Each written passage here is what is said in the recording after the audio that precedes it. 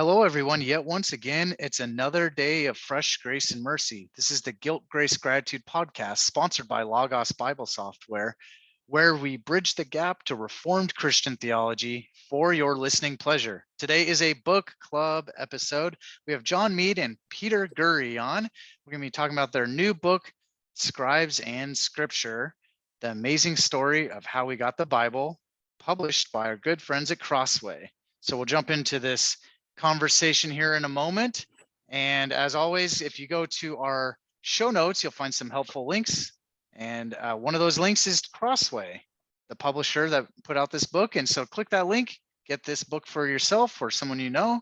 You can also find a link to find the closest Reformed or confessional churches near your area. So you hit that link, type in your zip code, find the closest churches near you, come up. And then some information just how to interact with Peter or myself, find us, ask questions, anything like that, dialogue. We're on Twitter and Instagram, pretty active on those social media platforms. The handle is the same for both. So it's at Guilt Grace Pod. And then just like everybody in the world, pretty much, we have an email address. So it's guiltgracepod@gmail.com. So reach out to us if you want to communicate and talk or ask questions or anything like that.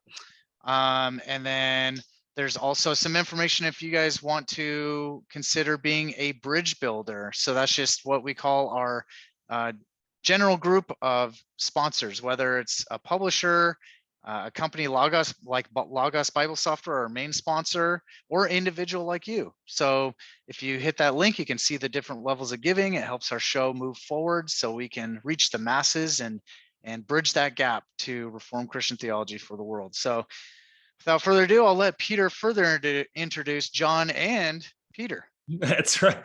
We have Dr. John Meade, who's professor of Old Testament and co-director of the Text Canon Institute at Phoenix Seminary, co-author of the Biblical Canon List from Early Christianity, and the author of a critical edition of the Hexapla, I hope I'm saying that right, I think I am, fragments of Job 22 to 42. He and his wife, Anne, have 4 children, members of Camelback Bible Church, and Dr. Peter Gurry, who has a great first name, is associate professor of New Testament and co-director of the Text Canon Institute with Dr. Meade as well at Phoenix Seminary. He's the author of a critical examination of the coherence-based genealogical method, long word, in New Testament textual criticism. He and his wife, Chris, have 6 children, so he's beating Dr. Meade by 2, and are members of Woodland Avenue Bible Church. It's a pleasure having you guys both on the show. Meade by 3, that's right. It's good to be here. He can win that one. So. Yes. It's what we call a Pyrrhic victory, friends. He's the winner. Look at us. Yeah. John's like, I will secede the victory. Take it. Four and no more, guys. I just anticipate our canon discussion right here and now. 4 and no more. That's right. I like it. Yeah. So it's funny because we actually recorded with Dr. Gurry like a month or so. I forget when it was, but it's kind of a blur for us. But we recorded a little while ago, but that's not coming out for 2 weeks after this episode. So it's like sometimes our timeline gets a little whacked away. But yeah, Dr. Meade and Dr. Gurry, if you want to tell our listeners, maybe Dr. Meade, we'll start with you first. Let our listeners a little bit about yourself, your background, and your current work. Yeah, I mean, just real quick, I'm the professor of Old Testament at Phoenix Seminary. I do co-direct the Text Canon Institute. Let's see, maybe a fun fact. Originally from Massachusetts, but not a New England Patriots fan. Oh, so you're a I've traitor. been a Denver. Yes, I'm practically disowned by my family and friends back in the Northeast, but I've been a Denver Broncos fan since age 6. So sorry about you Charger fans down there in LA, but anyways, so yeah, Elway was kind of my hero growing up. How'd you come through Denver? Because of John Elway. Okay. He just transcended the nation for me. He was just electric watching him as a 6-7-year-old. I just couldn't believe how he could constantly do these comebacks, and Patriots weren't that good in those days. So my poor dad, I think he was a fan of them if they're not good. Yeah, well, but my poor dad's like, man, I really want my firstborn son to be a Patriots fan, but they really stink. So how do I tell him not to root for John Elway, right? Like I just think it just felt like he was torn the whole time there. But anyways, he's laughing now because the Pats, well, the rest is history, right? So, but he turned out all right. Yeah, That's that's right. right. That's right. That's right. Yep. So current projects, just always seeming to be working on something related to the history of the Bible. And Yep. Cool. so yeah, currently finalizing some articles on the canon for That's some right. dictionary and handbook articles. And, Makes sense. Yeah, since you're just- director of the Text Canon Institute. always doing these things, So Yeah. anyhow, I like it. Yeah. Yes. And then Dr. Gurry, what about you? I'm not a Broncos fan. Although, fun fact, I also grew up watching Elway. In fact, the first 2 seasons that I ever remember watching the NFL on TV was Elway's last 2 seasons. Huh, I remember watching So, Elway a long time ago. Yeah. Yeah. So, but I'm a Bengals fan because that's where I'm from. brutal. But the Broncos were my second team. Now I do not care about them at all. No Yeah. reasons. Too But bad. anyways, Bengals had a good year last year. Yeah. So They what did else? have a good year. That's right. Yeah, just I'm remembering now. Yeah, They Joe did. Burrow, who's Yeah. a stud. Yeah. But who still won the is. Super Bowl? I'm just confused. Nobody again, though. cares. Okay. Nobody All cares. right. Just want to make Nobody sure cares. that's kind of clear. We I didn't need it. I We gotta didn't- knock him down a peg or two because That's right. We won. I've a never playoff seen more game. celebration about I think the a team runner from, up. I've from never Southern seen more California celebration won about the the Super runner up Bowl. than what Dr. Listen, Gurry gives out. So that's all. we- That's all. I'm done. The I'm Bengals done. won a playoff game last year. I don't know if you guys know this. Several. Yeah. So To that's get good. to the It's good. Super Bowl, they had to win It's a good. playoff game, which was more than enough for us Bengals fans. Hey, I got We're something good. to help you out. John, I'm a Seahawks fan. I know you guys took my quarterback, but week 1 went well for us. It did. Weekend went Oh, well for us, and I it's mean, you guys painful, took man. you took our quarterback that beat you in the Super Bowl. I Painful. mean, that's all good. So painful on 2 counts there. But it's okay. Gino really showed his humanity yesterday. So I'm really not Oh. too worried about Seattle. Hey, I have no expectations this year, but we beat the We'll Broncos. take care of the 49ers on Sunday. Don't Thank worry. you. Please do. I'll be all right with that. But week one was It's funny because well. I don't follow football at all, so I have no idea what you guys are talking Oh about. man, I So thought it's this good. was You're an the one that NFL can bring us podcast. back then. That's I'm right. waiting for the bridge to textual criticism from the Cincinnati Bengals That's runner-up right, yeah. status. That's what I'm waiting for. That's right. Yeah, that Just- sounds a lot like this next question that I have, which is about the Text Canon Institute, which is kind of funny that you guys talked about it. It's funny how football and text work together Just, in this Very way. similar. just so Very similar. nicely. That's right. But so the Text Canon, so you guys both direct or co-direct the Text Canon Institute at Phoenix, and it shares a lot of common kind of interest in this book, Scribes and Scripture. What originally got you both interested in this topic? Because it's kind of not niche, but there's not many who work on like canon issues or text issues. You see a lot of people like New Testament issues or Old Testament issues, but not like canon issues. So Dr. Meade, if you want to like, what brought you into this stuff? Yeah, I mean, I have a Bible college background. I went to Columbia International University in South I went to Carolina. Biola, so I have a Bible, a little Bible background. Yeah, and I was a biblical languages major, which was kind of like a pre-sem degree, I suppose. Yeah. And so instantly, I just remember like sophomore year Greek class, we're like talking about the ending of Mark, Mhm. and I'm going, wait, yeah, I've seen that solid line, but I had no idea how to talk about it really up until that point. But those are the kinds of things I would say that really stirred my passions and interests in this subject. And then I moved to Louisville for seminary and eventually PhD work. During that decade or so that I'm in Louisville, I like to tell people the issue. Is it Louisville or is it Louisville? I say Louisville. Louisville, but I know there's I've heard good it's debate about Louisville. this. Yes, I love it. As long as it's not Louisville, I'm Yeah, okay. yeah. All right, so We're all in agreement or for even that. Louisville. Yeah. Louisville is a bit. I Yeah. don't know if you're an insider if you say Louisville. So Louisville. Louisville.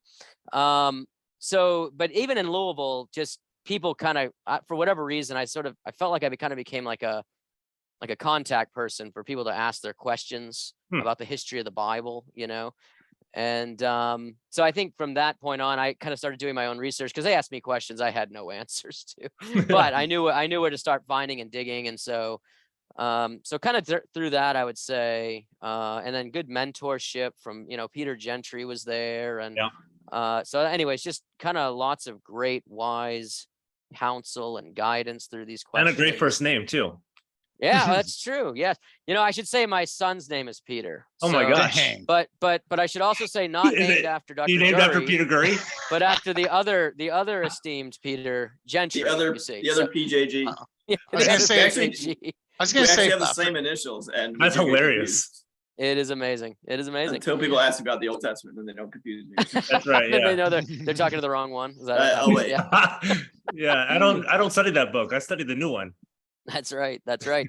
So, anyways, those were kind of the issues that, or the sort of periods in my life where I feel like, okay, I'm going to do this. My dissertation was on, something called the Hexapla. I won't talk about that right now because we would lose all the time in the podcast. But that kind of really got me going. And I'll fast forward, long story really short. 2019, or 18, I guess, Peter and I had overlapped by a few years now at Phoenix Seminary. Mhm. And we just realized it was time to start organizing our scholarship.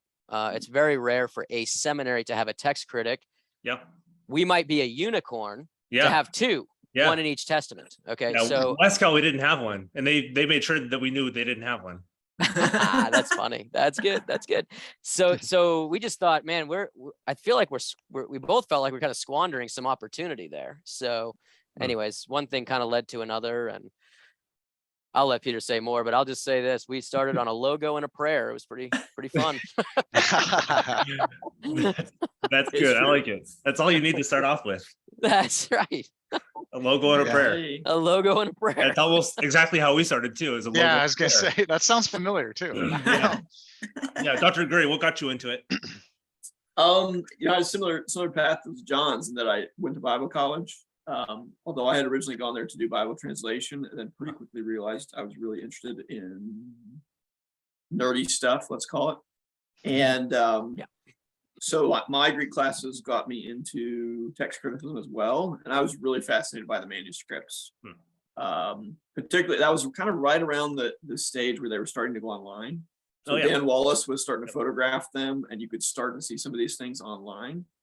And I think that probably had a role to play, because to be able to go through a whole manuscript and see it in color and see it in detail online was really just interesting to me. So the other thing that probably came on and spurred me on was Bart Ehrman's book Misquoting Jesus came out right about that time. Yeah. And I'd never heard of him. I had no idea who he was. In fact, I first saw his name because he co-wrote the 4th edition of Bruce Metzger's Standard Introduction to Text Criticism. Yep. And I remember seeing it in the bookstore at college and thinking, who in the world could be good enough to co-write a book with Bruce Metzger? Because I knew who Bruce Metzger was. He was like a legend.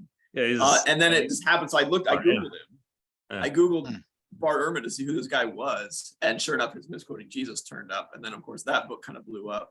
Yep. And so that just gave me further reason to have interest in it. So went to Dallas Seminary, worked with Dan Wallace actually fairly closely while I was there, went on a number of trips with him, photographing Greek manuscripts, and got to see a number of them in person, including some of the oldest manuscripts we have in the New Testament. And then from there went to Cambridge, did my PhD in text criticism as well. So No big deal. no big deal. But yeah, I got hired at Phoenix Seminary, and when I got there, I realized, John, I mean, a lot of people don't realize this, but there are many seminaries that have a text critics. There are almost no evangelical seminaries that have an Old Testament text critic. Because while there actually are a fair number of evangelical New Testament text critics, there are very few evangelical Old Testament text critics. And John and I have various theories about why that is. But we would like to see that change in our lifetime. That'd be fantastic. Yeah. So Yeah. one of the things we do at the Institute is we mentor students in our THM program, and with the hope that some of them will go on to do PhDs, and we'd love to help foster and mentor future evangelical scholars. Awesome. Yeah, that's great. Yeah, I love the work that you guys do in Phoenix. It's hugely helpful for some of us who don't have access to those kind of resources ourselves. Sure. Yeah, that's cool. So this question could be for both of you guys, chime in. In the book, you move from the text to canon, and then finally to translation. What led to the order and structure, the layout of that, and how do you guide your readers through this book? Yeah, it's a good question. The simple answer to the order is we kind of started where we thought it was natural to start. So the very first chapter actually kind of goes even further back than copying and goes back to the question of writing. Mhm. How was it that scribes could write? What did they write on? This kind of thing. And in a sense, what we're trying to do is not take anything for granted. So Yeah. we really start with asking the question, where does writing even come from? What do we know about the origin of the alphabet? That kind of thing. And it's not a deep dive into that subject because that can get very technical, but we want readers to be thinking about John shaking his head. Yes, it can get technical. I'm like, the field has already changed since we published Since we the book. wrote it. So yeah. But You're But, groundbreakers. we want readers to think about the way they encounter the Bible and realize that not everybody's encountered the Bible the same way they have. So it gives us thinking about questions like, what's the difference between a scroll and what we call a codex, or what we just think of as the book format, Mhm.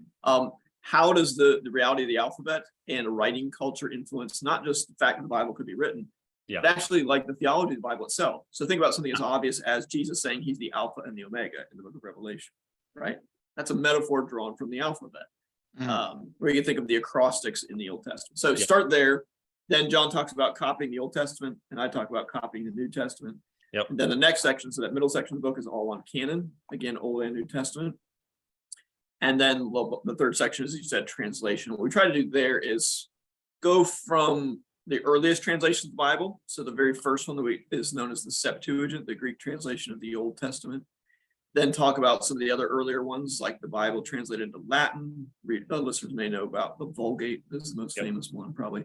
But also other translations like Syriac and Coptic.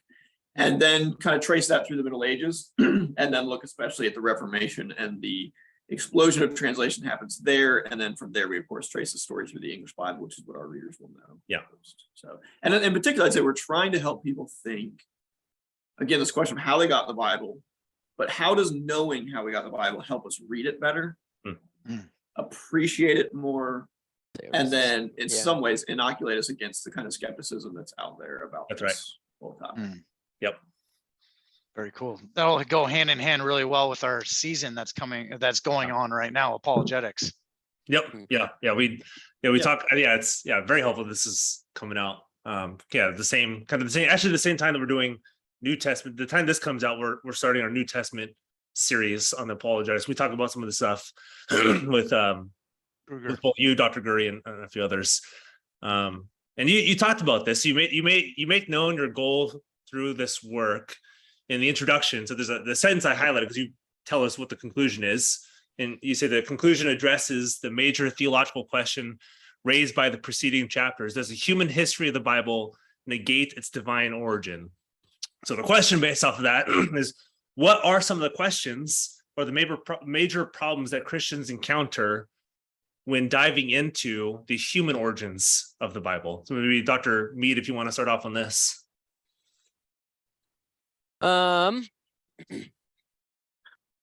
He's like, where do I start? I know this we'll get further. This is the $1 million question. I'm going to throw him a bone because I think, I think he knows what I'm going to say, but the big thing is people don't know what they don't know. Yeah. So John and I say this all the time when we talk about this subject. So, we could jump in, John could jump from here, and this question could jump immediately into questions about Jeremiah. Yeah. The text of Jeremiah. But frankly, English Bible readers don't even know that's an issue. That's right. Yeah. They don't even know the questions until they go to like Ehrman and he brings up the questions. That's I've never thought about this stuff before. Yeah. That's right. That's right. All right.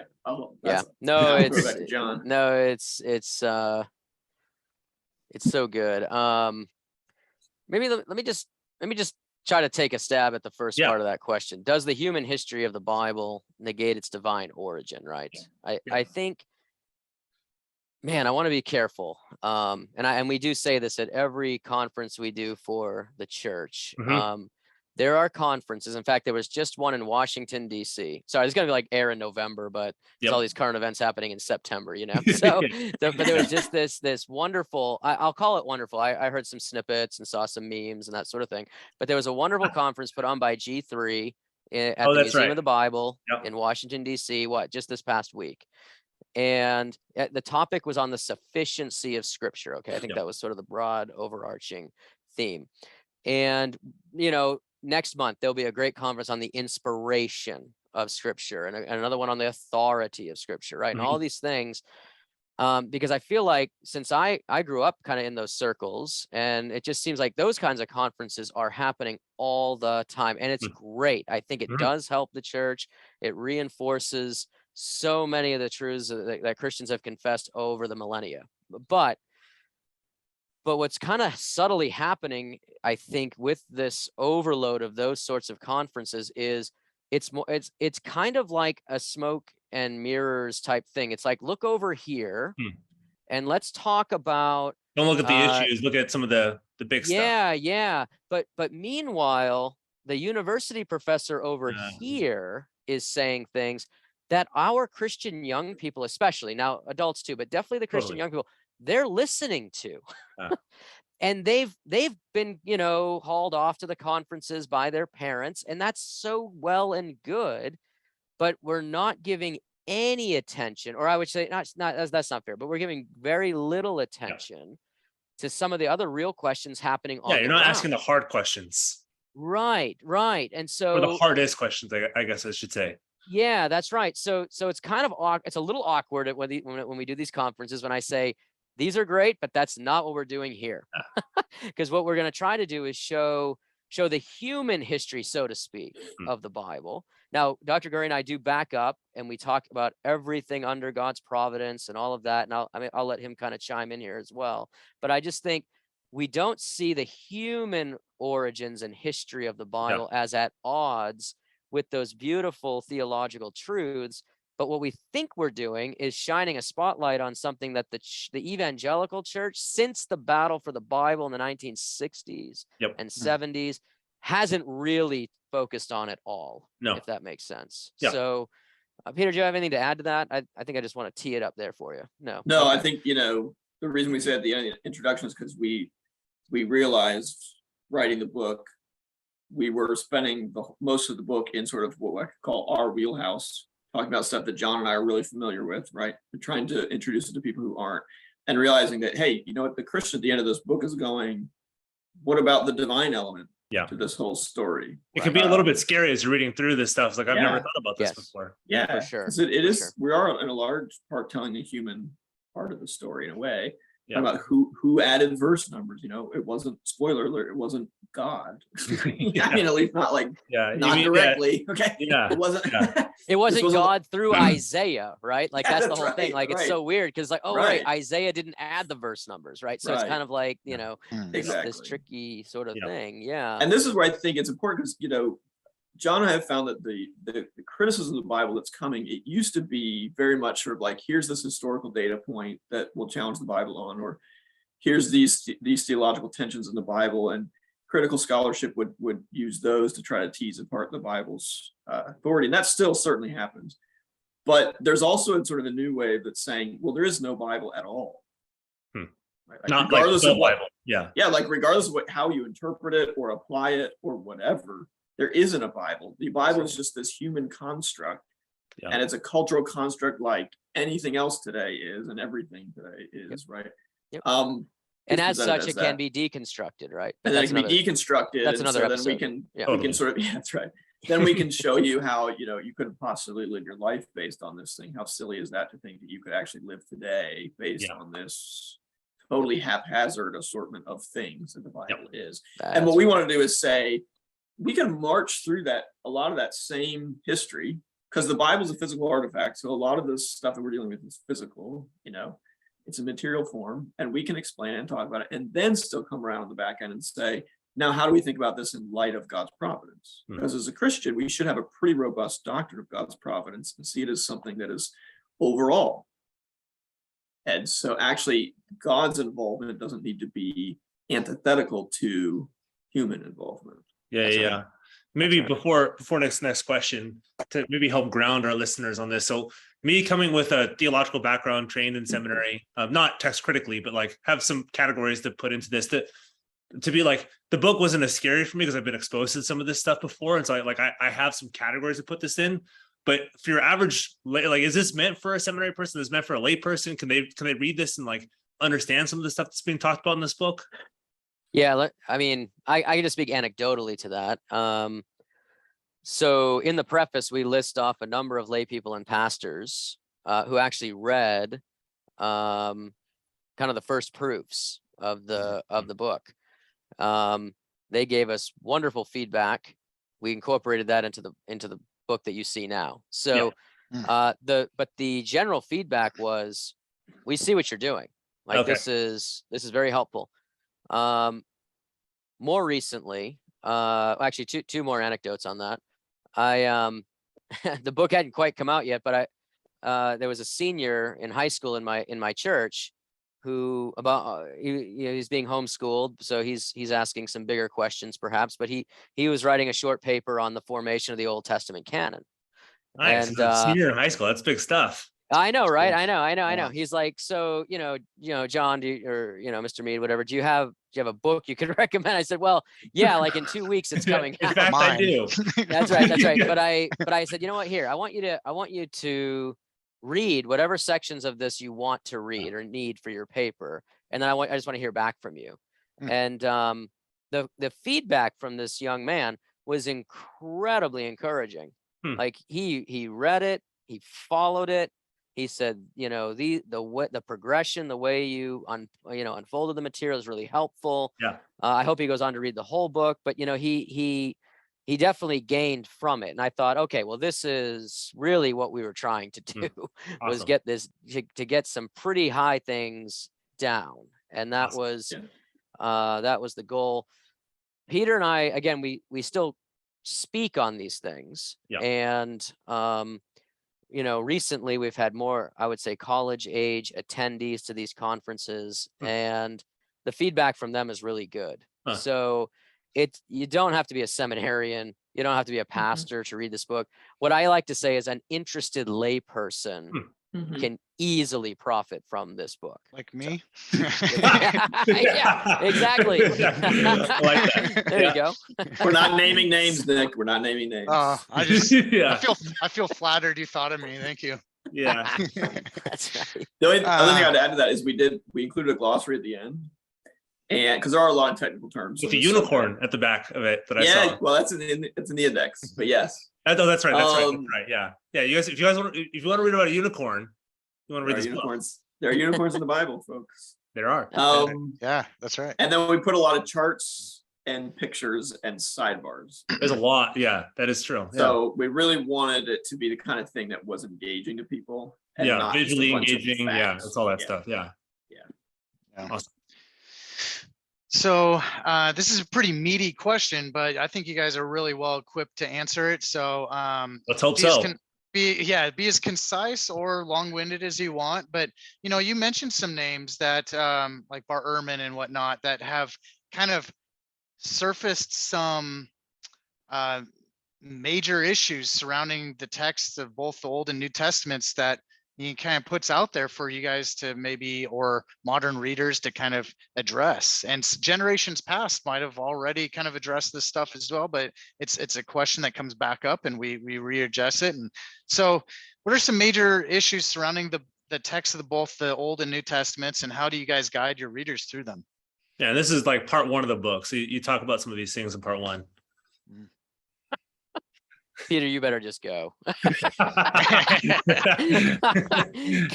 if I start, this is going to never end. No, we'll start with Old Testament. There we go. Yeah. All right. So as you talk, I will try to think of the most succinct example from the Old Testament that I can. So a common thing that is said is that the Bible is copied so many times. Yep. And scribes make mistakes when they're copying. Both of those things are true. That therefore we can't really know what the original says. And I think Bart Ehrman, I think he's actually a bit more precise than that.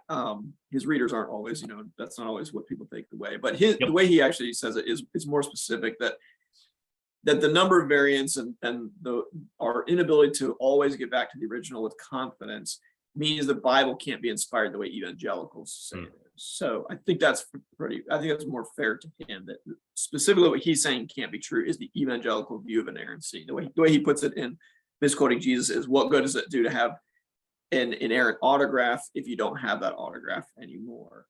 And part of that is just a little bit of a sleight of hand. Nobody's claiming that we need the physical artifact. We don't need Paul's letter that he actually sent to Rome that they got. What we want are the words that he wrote to them. And actually, for the most part, and certainly for a long time, text critics have been pretty confident that we can get back to the original words, certainly in most cases. And even where we're not sure, it's usually a choice between reading A or reading B. Right. So it's it's not like, gosh, we have no idea what Romans is saying because all these variants. Now, it's not to say that variants don't matter. It's not to say there aren't a lot of them, but some of them are important. There are some that matter. And what I like to say is variants matter to the degree that you're paying attention to the details and studying the details, right? So if you're like, okay, let me use an analogy. I'm not like a great student of literature, okay? So if I pick up a book like Jane Eyre, I'm going to read through it one time. And I'm going to get the gist of it, okay? I don't need to know. Maybe Jane Eyre is a bad example, but take something like Shakespeare's plays, okay, which there are variants in Shakespeare's plays. If I'm like a first-time reader of one of Shakespeare's plays, I don't need to know about all the variants to get the point of the play, right? If I then go on to say become a PhD in Shakespeare studies, and I'm writing my dissertation on that play, on this scene, where there happens to be a variant between the two first copies, you see what I'm saying? Like, now it matters, okay? And so sometimes the way I say it is something like, do the variants matter? It depends who you are and what you're reading for, right? If you're the mother doing her devotions with the 10 minutes you have before your 5-year-old wakes up to, change the entire contour of your day, the variants do not matter for you. I can just say it that way, right? On the other hand, if you are writing a commentary for pastors to use, the variants matter much more for you. If you are someone like me, who's a professional textual critic, who's doing very detailed work on manuscripts and trying to sort out the relationships between them, then my goodness, all the variants to some degree matter to me, you see. So in some ways, the question, which variants matter is not, we have to be more specific to tease that out. But to go back to sort of maybe I've gotten off track here, but that's one kind of objection that often comes up, is this question of there's that's a big one. For us to trust the Bible. The 400,000. You have another book like before this, the Myths and Mistakes. And you talk about this 400,000. Like, well, what kinds are these? Are these copies? Right. There's so many things you have to kind of like pencil or like kind of comb your way through to figure out, this is actually like, is this a big thing or it's really not a big thing. Now, I should say, and this is where I'm going to tee John up, the New Testament is a bit different than the Old Testament. Correct. Yeah. The problems in the Old Testament tend to be bigger. Yeah. And I think it's fair to say they tend to be less well known. The New Testament gets a lot of the attention. So anytime we go to a church, people always ask me about the ending of Mark and the woman caught. Yeah, they're a little bit easier to find. I've never heard somebody ask John about the text of Jeremiah, though. That's right. Yeah, because you have the Septuagint version, or quote unquote the Septuagint version. You have the Masoretic version. Yeah, that's right. Yeah. That's or the text of 1 Samuel, which is also a bit. Yeah, it's a big variance between them. Yeah. I see. Yeah. So we won't go into all that. It's a lot of terrain. We do cover some of that in the book, in the chapter on the Old Testament text. But maybe just to kind of encapsulate that issue as much as possible. This year we celebrated the 75th anniversary of the discovery of the Dead Sea Scrolls. Yep. Okay. To put that somewhat in perspective, the final scholarly editions of the Dead Sea Scrolls weren't published till 2008 or 2010, something like this. Okay. So 75 years since the first discoveries and 12 years since the last scholarly edition published on the scrolls. Okay. I say that only to highlight the study of Old Testament texts is in its infancy right now. Even though we've been at it, for a couple of centuries, I would say, in some dedicated way, really, the study of the text history according to all known available evidence is in its infancy stages. Okay, with that said, I think the main issue for Old Testament textual criticism is still trying to describe how ancient Jewish scribes operated, if I can put it that way. There's no doubt the evidence shows that the scribes worked in a conservative manner, like in fact, I think this is sort of the general assumption on all text critics' part, that scribes generally copy the text in front of them. Okay. And they try to do it accurately, and they try They to don't do make it letter stuff for up or letter. put stuff in or take stuff out. Generally. Yeah, right. Exactly. So, and no doubt a lot of the evidence of the Dead Sea Scrolls seems to show this kind of copying. But I think we'd be remiss if we just said that's all the evidence shows. Do you see what I'm saying? And I mean, Peter has, we've talked about some of the New Testament manuscripts that do some, I don't know, for lack of the technical term here, weird things. Okay. I think that's a technical term. Yeah, that's what they Yeah, say. let's I go think with weird. Cray cray is the term, I think. Cray, yes, Cray Cray's made it into publication. I love this. This is good. But on the Old Testament side, there's no doubt scribes prepared manuscripts probably for different purposes. That's right. Yeah. Which if that's the case, let me back up. Sorry. Let's assume they didn't prepare them for different purposes. Let's just assume that there was no standard text or something like this, and then scribes just felt that they could copy the text however they wanted to. Okay. So, for example, we talk about this example in the book. There's a beautiful example of this kind of thing in 4Q Deuteronomy N. So 4 meaning the fourth cave at Qumran. Okay, it's a text of Deuteronomy. The little notation N is specifically designating a scroll from Qumran that contains the Decalogue, basically.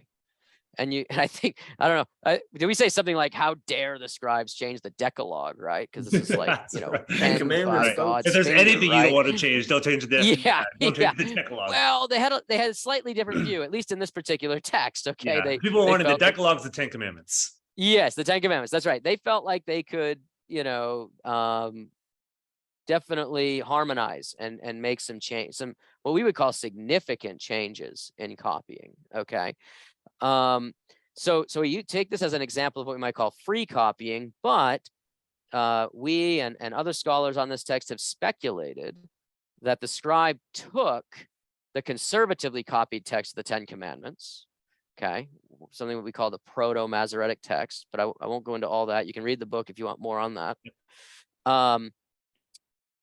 In order to create a text, maybe for liturgical purposes or exegetical purposes.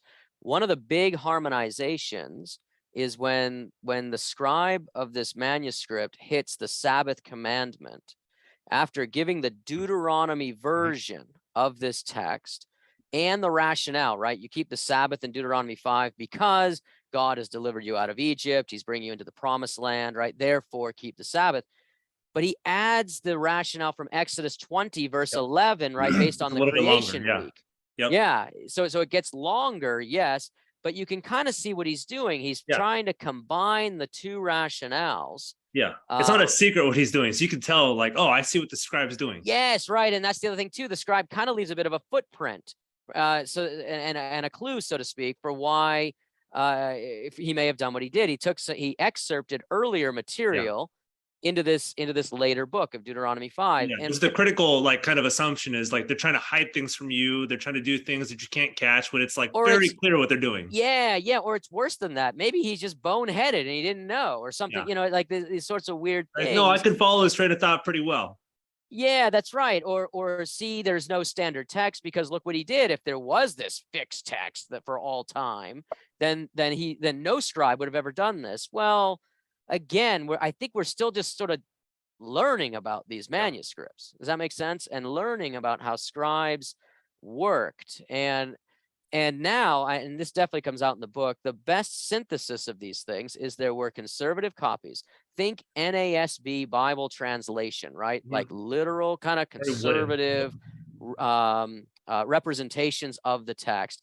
And then there were also not so conservative in a sense, but more dynamic translations, right? More dynamic copy. Message, NLT, that stuff. Yeah. Yeah.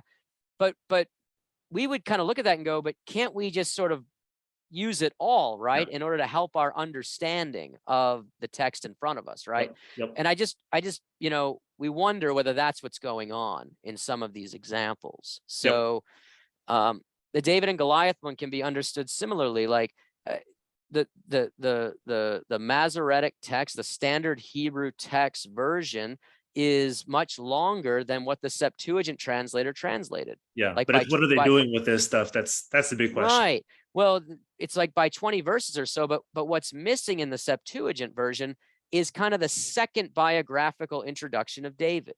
Yeah. Okay. And so in that point, again, you're faced with a choice. Does the text grow, or did the text get shorter? Right. And these are the two options in front of us. But some scholars have shown, I think, maybe for this particular audience, the second biographical intro just may not be may not be necessary. Yeah, so they didn't need it. Yeah. Yeah. And so, in a sense, yeah. Yeah. And so we kind of see these sorts of, again, proposed solutions. Yeah. But one thing I will say this too, and then I'll back off. The Dead Sea Scrolls, though, have actually shown in that particular case of the David and Goliath narrative that the longer text of the Masoretic text actually goes back to Qumran. So it is much older than scholars thought before 1947. You see what I'm saying? So there's just, I hate to kind of leave it up here, but there's just so much synthesis and reflection that needs to happen before we go out and make really, really dumb statements, like I'm probably doing right now in some ways. But that's, that's yeah. So the best we can do as evangelicals, I hope, is let's just try to get the information correct.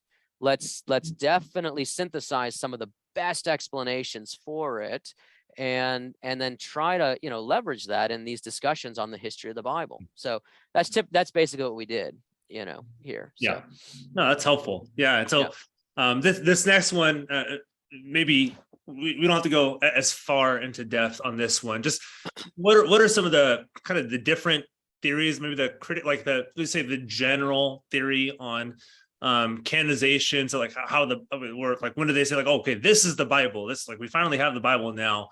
Because I think the general evangelical is like there's a council in 300 AD whatever, and they said, oh, okay, this is now we only have the Bible, and this we didn't really have the Bible before then, and people kind of disagreed about it before. But you guys, you have a slightly different approach to that. So maybe if you want to talk to our listeners on your approach to the canonization. Yeah. I guess so. I guess we do. I'll admit it. I like your explanation. I do. It's not the one that you hear about kind of growing up in conservative churches. We're like, oh, because I remember hearing myself the Council of Laodicea in 367. That was just it was sold to me and I bought it and I was like, okay, I guess so. Yeah, that's right. That's right. So I could concur based on the churches that we've been in and chatted with and taught on some of these questions. It's pretty well consensus that Christians would have loved for a council to have solved the problem of the canon. Yeah. I don't know why but for whatever reason that gives peace of mind to a lot of Christians. Like, now is when we have the Bible. We can sometimes that's right. Now. That's right. But the fact of the matter is, outside of a couple of regional councils, so what we might call synods, an ecumenical general council of the church never solved the problem of the canon. So, right, the Da Vinci codes, right, worst take on this is Constantine like churches published just the Bible. They're just like, oh, yeah, I know, it's so true, and it's funny how we were just so willing and waiting for that someone to say it Dan Brown out doesn't care a lick about the Bible, and he's not at all. No sense of scholar, but like, oh, I guess the Da Vinci Code has it, so that's what we're gonna believe.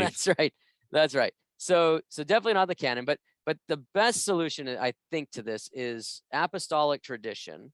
Yep. Is at work when it comes to the canon. Yep. Okay. And early Christians in the case of the Old Testament, we can detect this from the 2nd century on are interested in retrieving or recognizing the canon of the Old Testament that the Jews would have had, and therefore that Jesus and the apostles would have had. Okay. So I think that's what the vast majority of early Christians affirm about the Old Testament canon. We can start talking about a closed Jewish canon in the 1st century or slightly before. Okay. Yep. And Christians then received this, but they also received some of the early Jewish questions about certain books. And we talk about the book of Esther in there, and there are some there's some questions early. Now, Esther should be in your canon, just for those listening. Okay? Yeah. Esther, Yeah. this becomes a case closed matter. Yep. Okay, but early on, right? How early was Esther received into the canon? That's still a live question that scholars are trying to sort out today. Okay,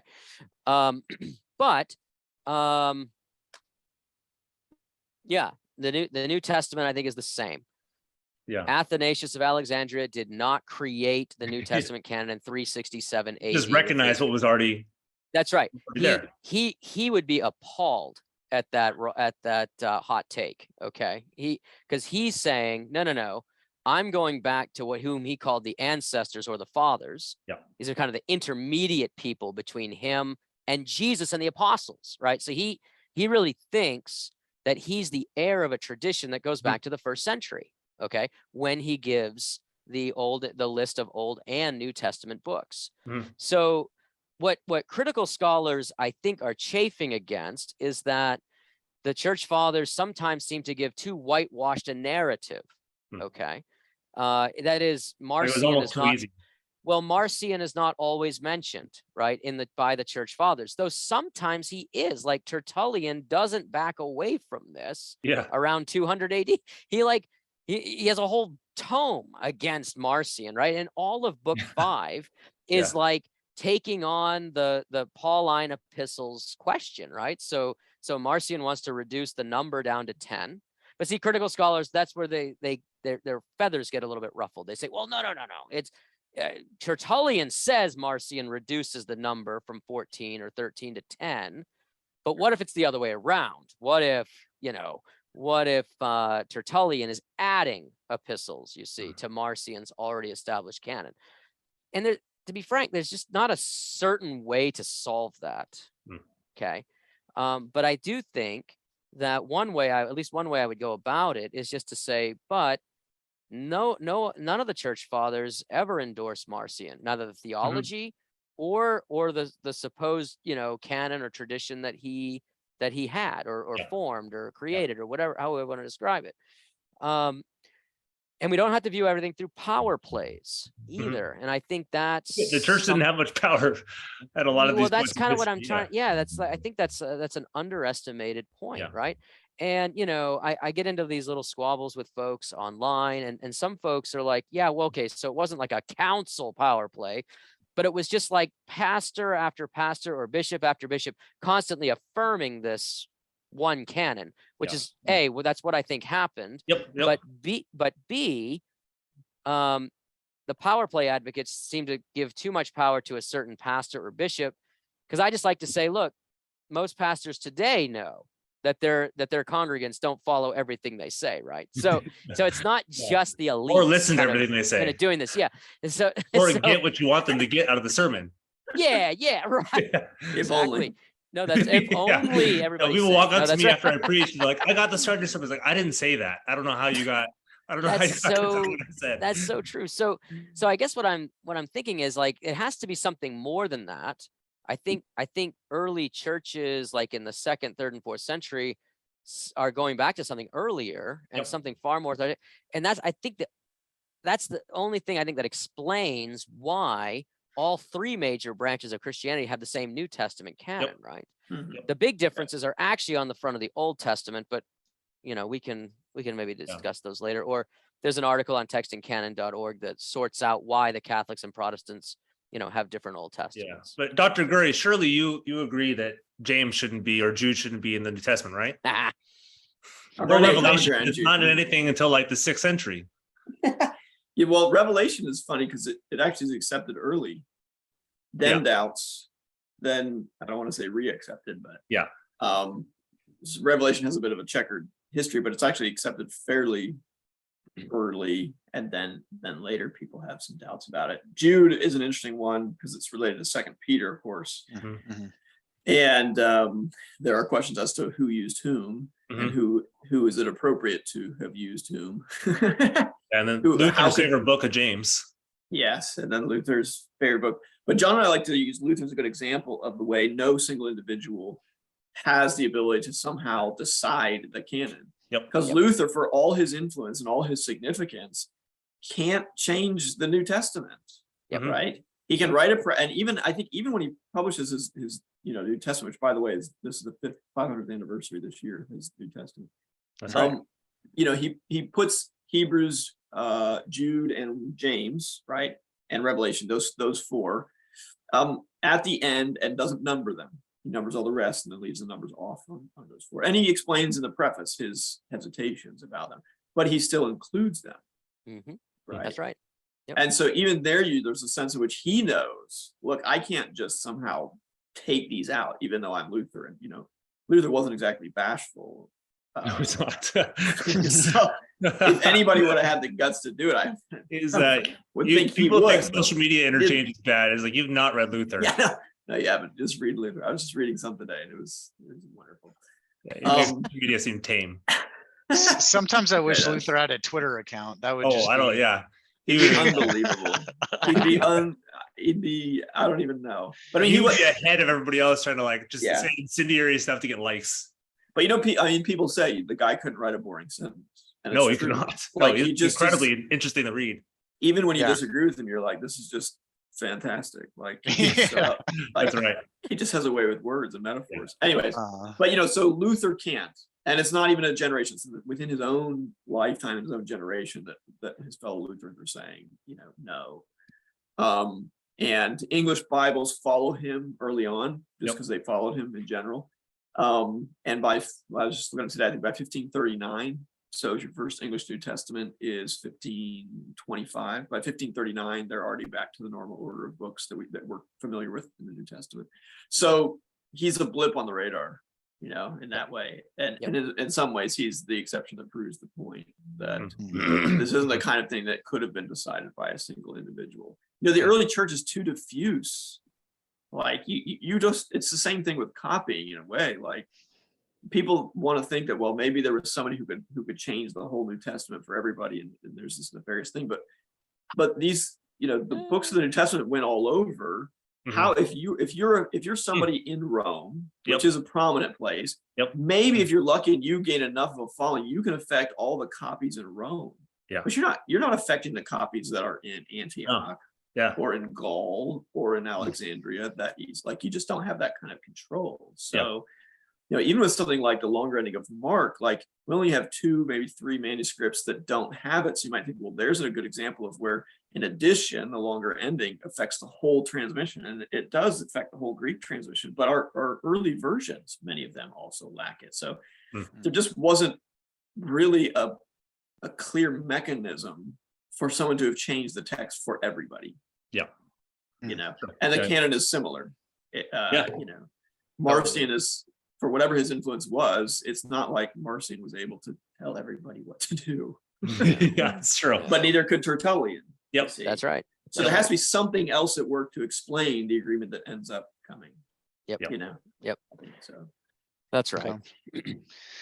So tackling some more misconceptions, if we haven't already. So let's talk about, like, what are some misconceptions that early translations, like the Septuagint, for example, and what's the significance of the King James version for modern translations? Yeah, you guys have 2 really, really interesting chapters on that. Yeah, I'll take the first and give Peter the second. I think, I don't know, one of the major misconceptions about the Septuagint is we call it the Septuagint. Right. And this kind of gives the idea that, it was like an NIV translation committee, and the same guys translated all the same books using the same translation philosophy. But nothing could be further. People want to hear some of the stuff. We had Lanier and Ross on last year to talk about the Septuagint, and then they immediately corrected us. Yeah, that's right. Septuagint. Yeah, that's right. Yeah, that's right. There's multiple things around this. When all the translations probably took place somewhere between like 285 BC with the Pentateuch, and then a book like Esther is like actually dated to something like 70 BC. You know what I'm saying? So, and every translation philosophy imaginable takes place in between there. I mean, it's unbelievable. Like the most literal of translations appears in that corpus, and then the most dynamic of translations appears in that corpus. Like there is truly nothing new under the sun when it comes to translation and just the thing we call the Septuagint, right, kind of actually illustrates all of them. So that's kind of an important point. I could say more, but I'll, for sake of time, Peter, Yeah, why don't that's you talk helpful. about the KJV? Yeah. The other thing to say about the Septuagint is the Septuagint, whatever. We New Testament people, we don't care about these hair splitting. You're like, that's the Old Testament guys. They have their own stuff to deal with. Oh man. No, Oh, but man. I'm just trying to trigger Meade. It's working. It's working. It's working. Well. It sets the precedent. It sets the precedent. So by the time the New Testament is written, there's already a translation of the Bible, if I can call it that. That's right. So that when Christians come along and want to translate the Bible, they're sort of like on the question of canon, they're following Jewish precedent there. And so within 4 centuries or so of the New Testament being written, we have the entire Bible in Latin, Syriac, and Coptic at the least. Okay. And then other languages follow. So there's really a flourishing in the early period of Christianity, the early centuries. And then what happens in the history of Christianity is Christianity flourishes in 2 large areas in the East and the West. In the West, they're speaking and reading Latin, and in the East, they're doing the same in Greek. So what we call the Byzantine Empire in the East. And Latin becomes the dominant language. And so translation really kind of dies down. You don't have many medieval translations into the vernacular language. And that all begins to change in the period leading up to the Reformation. Of course, you have the Wycliffe Bible, which is in the 14th century, and that's really important. And that's opposed pretty strongly by church authorities, partly because of Wycliffe's theology. And then when the Reformers come along, one of their key distinctives is they really say, not only can we translate the Bible into the language of people, that we should. So they look at the Bible in its original languages, which itself was important and significant in terms of development, because they're not as interested in Latin. Yeah, it's been translated from Latin to whatever, and they're going from Greek, Hebrew, and Aramaic. That's it. So they're looking and they're going, well, look, if God gave the Old Testament in Hebrew, the reason he did so is because that's the language God's people spoke then. And the fact that he then used Greek in the New Testament is because that's what God's people spoke. Yeah, they're not magical languages. That's just what they've spoken. They're not, popular. And so therefore, they deduce a theological principle from that and say, therefore, God wants his people to have the Bible in their language. Therefore, we not only can, but we must and should translate the Bible. So, of course, they do. Luther does. Now, we should always say Luther's not the first to put the Bible into German. There were at least a dozen German Bibles before Luther's. What makes Luther distinctive and what other Protestants follow him in is he does it from Greek and Hebrew. And that's part of the real. And he's got some fun pictures in it too. Yes, that's right. He does that, and so I can talk a lot about format. People who know the pictures, know some of the stuff that they illustrate. Yes, Revelation almost always has pictures, which is funny because you'd think, how are you going to picture that? But they just picture the Pope everywhere. The Geneva Bible, which comes out in 1516, has a lot of illustrations in like Leviticus to illustrate the tabernacle and things like that. And the preface is really clear. It says we've done these to illuminate what it calls the dark places, the places that just aren't clear. And I always try to remind people, you have to remember these early Protestant Bibles, they're producing Bible for people who have not read them. People have not grown up reading the Bible at this point. So they've heard it maybe in church, and oftentimes then maybe in Latin, so it's still not in their own language. So they're familiar with the Bible stories, oftentimes through pictures or through, say, things like plays or prayer books or other type of literature, but they've not read the Bible itself, most people. And so they're trying to do all kinds of things to help people read it, and pictures are part of that. Okay, you asked about the King James though, so sorry. Should we only be reading the King James? Yes. So let's close our prayer. No, but there are a lot of people who love it, and still there are still, we cite a survey in the book that's not that old that says the most read Bible in the United States of America is the King James Version. At least what people self-report reading. I don't know what it is on, say, like the Bible apps. I bet it's different on Bible apps, but I don't know. I suspect that will change within another generation, probably, or so. But it's still, that's pretty impressive for a translation that was done in 1611. Major influence on the English language. There's a lot of stuff that kind of carries over. That's it. So the King James is just, you can't underestimate its importance for the history of the English Bible, for the history of translation. I think one thing I'll say, and then I'll shut up. But one thing to say about it is people often think that it's sort of like the English Bible because it didn't have any competitors for about 250 years. But actually, when it came out, it had a lot of competitors. And part of the reason why it succeeded the way it did was because it had the king's stamp of approval. That's right. You don't really beat the king when it comes out. And he actually outlawed other. You couldn't sell and print. Kind of hard to outsell them when you're outlawed. So eventually, it dominates and doesn't really have any competitors for 250 years. So, but the environment we're in today, where we have so many choices, is actually more akin to the situation when the King James Bible came out. So in a way, we've actually returned to life before the King James in that sense. And the period of the King James dominance is the anomaly, historically speaking. It's a long anomaly, so maybe that's not fair, but you see what I'm saying? Yep. I love that explanation. That's so good. That's good. It was good. It's good, yeah. Yeah, just a lot of things fall into place with that. That's true. That's true. Yep. So for my last question, it's been partly answered. So what I'm going to do is, if this is even a thing, I'm going to paraphrase and edit my own question. But I'm changing it up a little bit. But I think letting you know he's a good scribe. Because right, this is going in. But I'm go ahead, Eugene Peterson. Go ahead. I'm kind of channeling my inner. What's that other one? The Passion Translation. Whoa! Don't go there. The big one right there. That's the one we don't like that one. No, I know. Yeah. One of my old professors, Dr. Bittner, went on to a podcast to talk about it, and he had no nice words about it. No, it's nutty. It's just straight nutty. Sorry, Nick. Go ahead. That's right. Comment. I'm just kind of channeling my inner layperson here, and this is a very academic level conversation, which is good. We need it.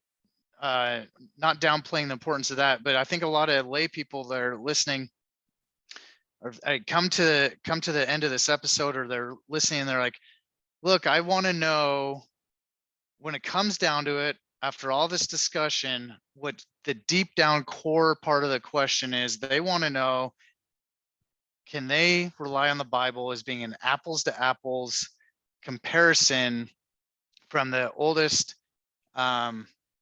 scripture and to the translation that we know today? Is it still inerrant and infallible in that comparison of apples to apples? That's pretty much what they want to know. Yeah. I mean, at the end of the day, the layperson wants to know, can I actually trust this thing? Yeah. Regardless of how I got it. Can I trust it? Right. Yeah. And the short answer is yes. Yeah, that's right. Yeah. Absolutely. Yeah, that's right. And what we hope is that the history, at least the narrative we're trying to tell, and we hope it's faithful to the evidence that Providence has left behind for us. What we hope is that,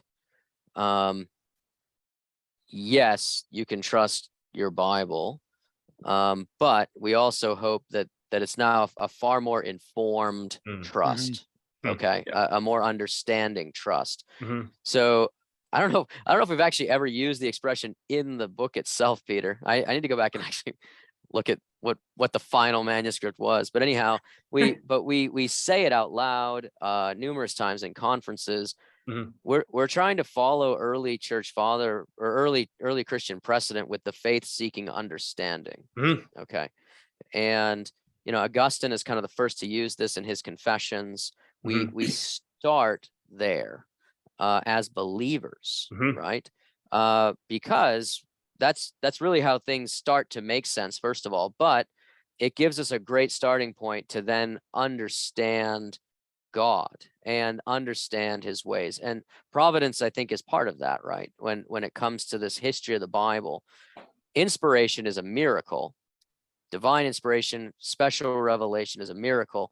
We don't say the same things about scribes, right, that we say about human authors. And so we are trying to unpack this a little bit more, okay, and try to explain it. So can the layperson trust their translation? Yes, but I hope they'll do so in a more informed way. If a reader walks away from our book going, oh, well, this English translation is divinely inspired, well, we've probably failed that person Hmm. in this book, because that's not what we hope kind of comes out from Yeah. that. What Yep. we do hope is that they walk away with, God has preserved his Yep. word. God, Editing, the translation process, copying, all yeah, that stuff. we and giving have- you a faithful Bible. amen. We have Mhm. what he Mhm. wants us to have. Yes, Mm, that's mm. right. Yeah. But, and I think we do say this in the book, is in some ways we can be more confident that Jesus has been raised from the dead. Hmm. In fact, I have zero doubts about that. Yep. Okay. But I can be more confident about that than some of the translation decisions of my ESV. Okay. Okay. Yeah. And I can be more confident about Jesus being raised from the dead than some of the textual variants that keep me up at night, frankly. That's a good point. Okay. Good point. So, Yeah. so I think that's just something we have to kind of also hold out there for Christians, and just to kind of get things in the right order, so to speak. I don't know, Peter, anything to add to that? Yeah. Just kind of, No, that's, I mean, that's really good. And I think, what we're trying to cover with the last chapter is to get people thinking actually about the doctrine of providence. Yep. I honestly wish we'd had more space to tease it out, because I think it's so important. Hey, another book idea, maybe. Who knows? We'll leave it to the theologians. Not that we're not, but you know what I mean. But we we'll learned a rope lot. We'll rope Dr. Doobie in. We'll try That's right. right. This thing. Yeah. That's right. But we have an article on our Text Canon website on this question of providence and preservation, and the author, Right. who is a theologian, does some really nice job of helping us think through some of the distinctions in the way theologians have traditionally talked about Protestants. He makes a good point that the word ordinary in ordinary Protestants does not mean like boring. Mm-hmm. And I think there's a real danger that people think, well, when God does things, it's always really exciting and flashy. So that if something's not flashy or exciting, then God must not be as involved in that. Mm-hmm. And I just want to say, no, So good. like not at all. Like Mm-hmm. God's involved in both. So I always tell my students it's a story. I don't know if it's true. I think it's true, but I can't remember where I found it. One of the presidents of Princeton University, way back in the day when it was still, Protestant. Somebody had apparently been coming to see him, was riding, this is back in the days of carriages, horses and carriages. The guy was riding his horse and carriage. His horse got spooked, went off the road and fell into a ditch. And the guy survived. He comes into the president's office to tell him about God's miraculous preservation of him, and say, hey, look, guess what just happened? My horse got spooked, it went off the road, it flipped over, blah, blah, blah. And look at me, I'm fine. And he looked back and he said, I can tell you something even more amazing. I've ridden that same road 100 times and my horse has never gotten spooked. My carriage has never gone off the road and it's never flipped. And I've never, see what I'm saying? Mm-hmm. And his point is to say, God's been involved in that too. Mm-hmm. Mm-hmm. It's not just like the near misses where you go, oh, that was definitely God. It's like the ordinary providence means God's regular working, not his boring working, but his regular working. And that's typical, you might say. And so I would love it if people walk away from the book, among other things, with a more robust view of God's providence. And say, you know what? God does work through scribes, right? He originally inscribed the Decalogue, the Ten Commandments, with his own finger in stone. But from there, at some point, it got copied onto parchment, right? Animal skin, and copied again and again, and I still have it. And those boring parts, the parts that didn't involve God's direct finger, okay, whatever his finger is, that's part of God's providence too. And so I really hope things, place the Bible in front of your lap. That's it. And so at the end of the day, True. Be thankful for the Bible, not just because of what it says, absolutely that, but be thankful for the testimony that it is that you have it at all. That awesome. God has been at work amongst his people for thousands of years. And look, this is the other thing I wish evangelicals would realize a bit more.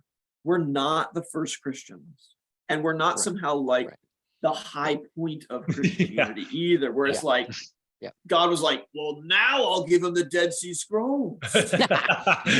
Generation they're really finally ready for it. it 1900 years later. So like I always tell people, like, don't pull the rug out from under Christians of a previous generation to suit your own bibliology.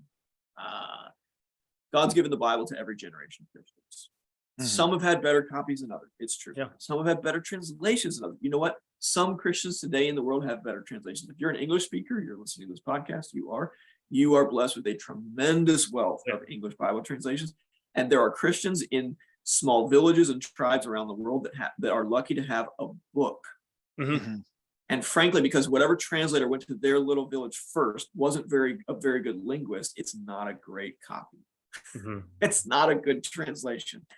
And they're still thankful for it. Do we want to give them a better one? We sure do. But thank God for what they have. So I would encourage people to be grateful for what you have. Don't always pine for what you wish we had. Or you see what I'm saying? So, and a robust vision of God's providence, I think, can help us do that. Appreciate his work.